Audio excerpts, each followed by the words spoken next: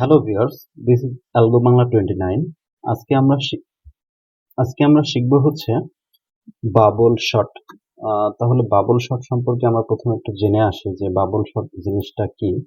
অবশ্যই এটা বুঝতে পারছি যে এটা একটা শটিং অ্যালগোরিদম। তারপর একটু দেখে আসি যে এই শটিংটা কেমনে কাজ করে। আচ্ছা, এখানে দেখা দেখা যাচ্ছে যে একটা অ্যারে দেওয়া আছে 5 1 4 2 8। এটা একটা আনশর্টেড অ্যারে। শর্টিং জিনিসটা কি, যে একটা এলোমেলো অনেকগুলা জিনিস দেওয়া থাকবে, সেগুলোর মধ্যে থেকে এলিমেন্ট গুলাকে হচ্ছে সুন্দর মতো সাজাইতে হবে। অর্থাৎ সেটাকে আমরা সাজাইতে পারি অ্যাসেন্ডিং অর্ডারে, অর্থাৎ ছোট থেকে বড় ক্রমে, অর্থাৎ 1 2 3 4 5 এটা অ্যাসেন্ডিং, আবার 5 4 3 2 1 এটা ডিসেন্ডিং, এভাবে আমরা সাজাইতে পারি। আচ্ছা, এখানে তেমন একটা অ্যারে দেওয়া আছে যেটা হচ্ছে 5 1 4 2 8।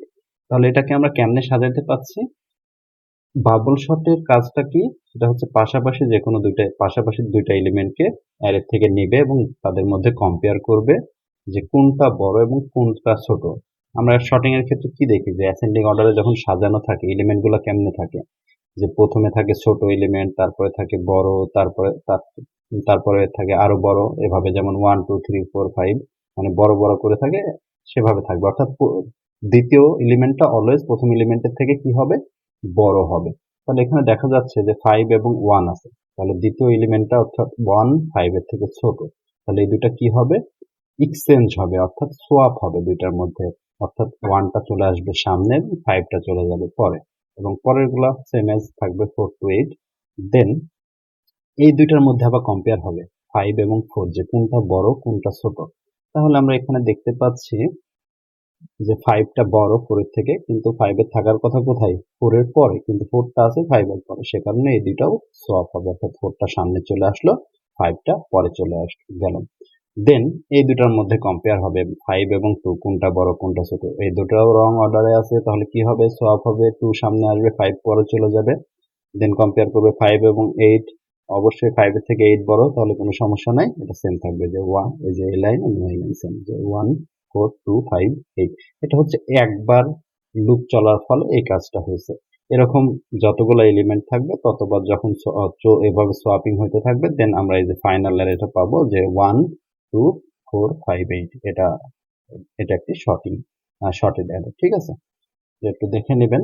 তাহলে আমরা একটু কোডিং এ যাই। আমরা অবশ্যই এটা দেখবো C++।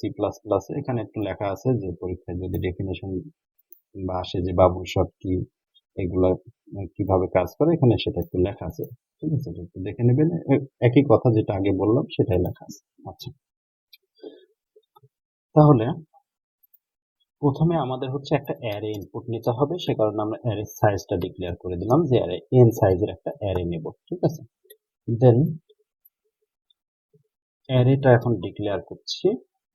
এটা আমরা অ্যারে এভাবেও ডিক্লেয়ার করতে পারি, এটা ভেক্টর হিসাবে, অথবা হচ্ছে যে এভাবেও ডিক্লেয়ার করতে পারি। ইন ভেক্টর যারা এটা জানেন যেভাবে ডিক্লেয়ার করতে পারি, সমস্যা নেই।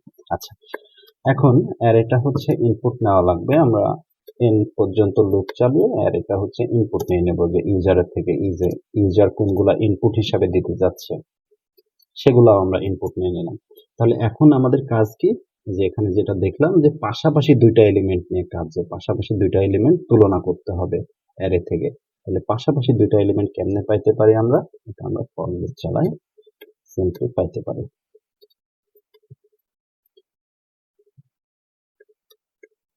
আচ্ছা, তাহলে দুইটা ফর লুপ লাগবে। প্রথম i=0 একটা প্রথম এলিমেন্টটা, পরের এলিমেন্টটা কি চাইতে যাচ্ছি, পরেরটা মানে পেতে চাচ্ছি, যে প্রথমে পেতে যাচ্ছি 5, পরে পেতে যাচ্ছে হচ্ছে 1। তাহলে পরের লুপটা চলবে কত থেকে, j=i+1, মানে পরের এলিমেন্ট থেকে চলবে, এবং j<j++। এখন আমাদের কম্পেয়ার করবে এই যে ভেক্টর অফ i, এটা হচ্ছে ফার্স্ট এলিমেন্ট, ফার্স্টটা।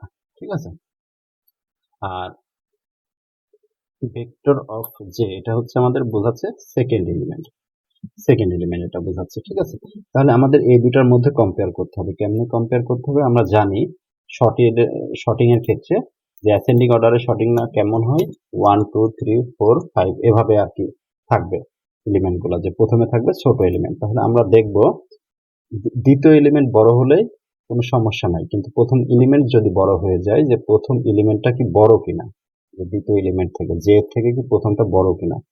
যদি বড় হয় তাহলে সেক্ষেত্রে আমাদের কি করা লাগবে, এলিমেন্ট দুইটা অদল বদল করা লাগবে। অদল বদল করার জন্য একটা ফাংশন আছে, সেটা হচ্ছে সোয়াপ।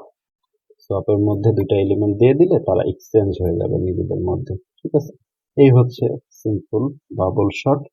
এটাই কাজ হয়ে গেছে, এই দুই লাইন লাগবে না, কাজ হয়ে গেছে এখানে। এটাই হচ্ছে আমাদের বাবল শট অ্যালগরিদম। এটা আমরা প্রিন্ট করেও এখন দেখতে পারি যে আমাদের আসলেই সঠিকভাবে সেটা কাজ করছে কিনা না। ঠিক আছে, তাহলে এখানে একটু প্রিন্ট করে দেখি। এখানে জাস্ট সি আউট দিলেই সেটা হচ্ছে আমাদের একটা শর্টেড অ্যারে আউটপুট হিসাবে দিয়ে দেবে। ঠিক আছে, তাহলে ওখানে যে ইনপুটটা দেখলাম, যে অ্যারেটা দেখলাম সেটাই দিব, 5 1 4 2 8। এটাই আমরা হচ্ছে ইনপুট হিসাবে দিতে যাচ্ছি। 5টা এলিমেন্ট থাকবে, 5 1 4 2 8। ঠিক আছে, তাহলে এটা আউটপুট কি আসার কথা? আউটপুট অবশ্যই আসবে 1, তারপরে 2, তারপর 4, তারপর 5, তারপর 8। দেখে আসে কিনা, রান করে দেখি। রান করছি, চলে আসছে 1 2 4 5 এবং 8।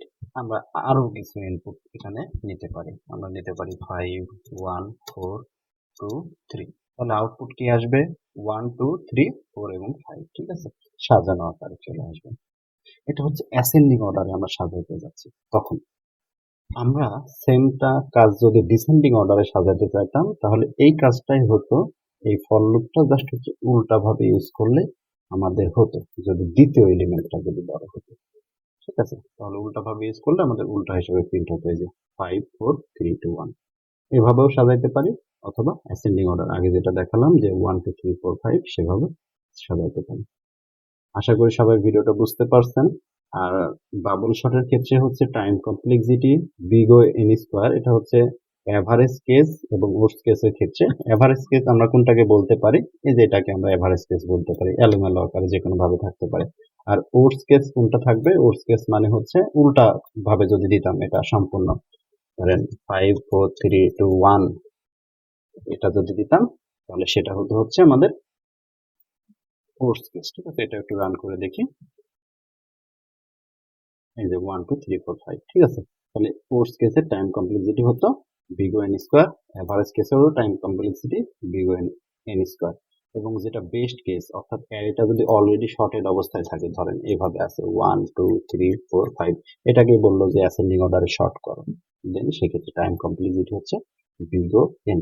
এবং বাবল শটটা কোন ক্ষেত্রে ইউজ করা সব থেকে ভালো হবে? বাবল শটটা সব থেকে ইউজ করা ভালো হবে হচ্ছে এই জায়গার, এই বেস্ট কেসের ক্ষেত্রে। অর্থাৎ যে অ্যারেতে এলিমেন্ট গুলো অলরেডি শর্টেড অবস্থায় আছে, অর্থাৎ সাজানো অবস্থায় আছে, তখন বললো যে এলিমেন্ট গুলাকে আবার সাজাও, সেক্ষেত্রে হচ্ছে বাবল শট অলওয়েজ বেস্ট হবে। ঠিক আছে, অর্থাৎ আমরা যদি আগে ডাটা সেট সম্পর্কে যদি জানি, ইউজার কি ইনপুট দিতে পারে, আমরা আগে ধারণা করে নিলাম যে ইউজার যাই ইনপুট দিবে না কেন সেটা শর্টেড অবস্থাতেই থাকবে, তাহলে আমরা সেক্ষেত্রে বাবল শট ইউজ করতে পারবো।